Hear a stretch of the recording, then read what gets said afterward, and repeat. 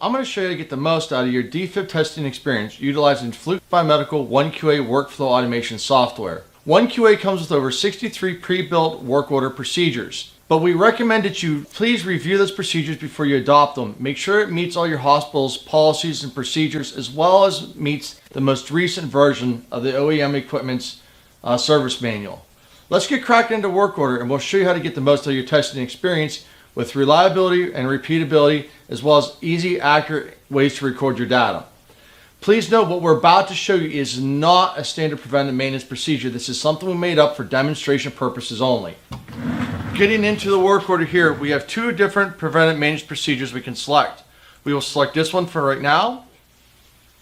And here's all the information we need to know, as well as the work order ID.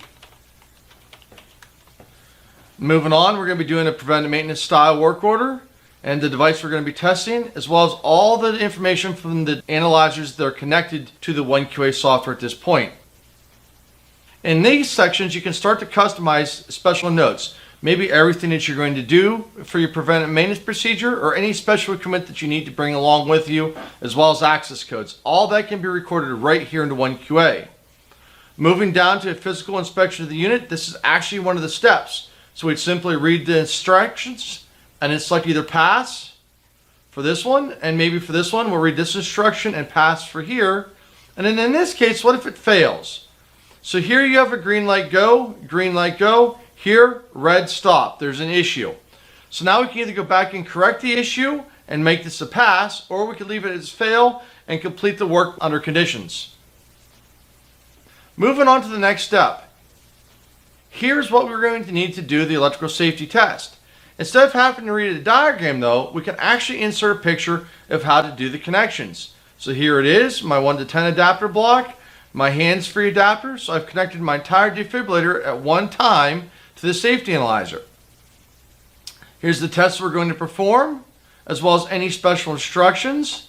And now here's a diagram that corresponds to the picture we just showed you, so we can double check our work. And now getting into the test, I simply push play, follow the instructions, turn my defibrillator on, hit continue.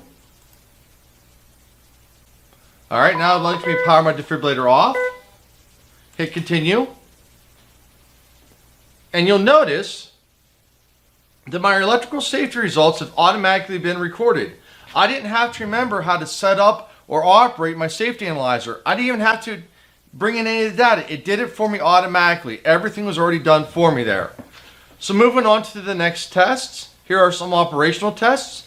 And what we did here is I actually cut and pasted right out of the service manual into OneQA. So I have the exact diagrams and button pushes to get to the keypad test that would look like this. Simply follow the instructions and I would hit pass when I'm done with it. Or if there's an issue, fail obviously. Moving on to a shock test, we can show you how to use the defibrillator, the Impulse 7000. Here's a picture of how to connect it. In the case of the Zoll X series manual, we need to use the additional 7010 load box and use different loads to discharge our defib at. So we'll follow the instructions. Right there it shows at 25 ohms. Everything else is connected correct. Oh, here we go. Move my cables down. There we go. So that's here. These are here. And these are here. Good to go. Now we'll simply turn on our defibrillator. Follow the instructions. Go to here. We're at 25 ohms. Select 50 joules on my defibrillator.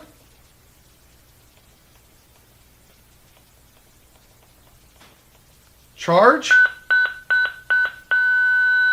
Discharge.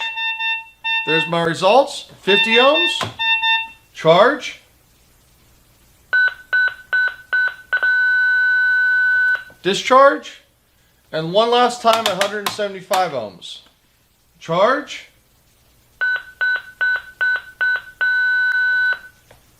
Discharge. Go ahead and shut my defib off and select done. It's that easy. It makes sure that you complete all your steps, that all your data is accurate, and that nothing was missed. This way, it just makes the whole job and the whole experience of testing defibrillators so much easier. Thank you very much, and we'll see you in the next video.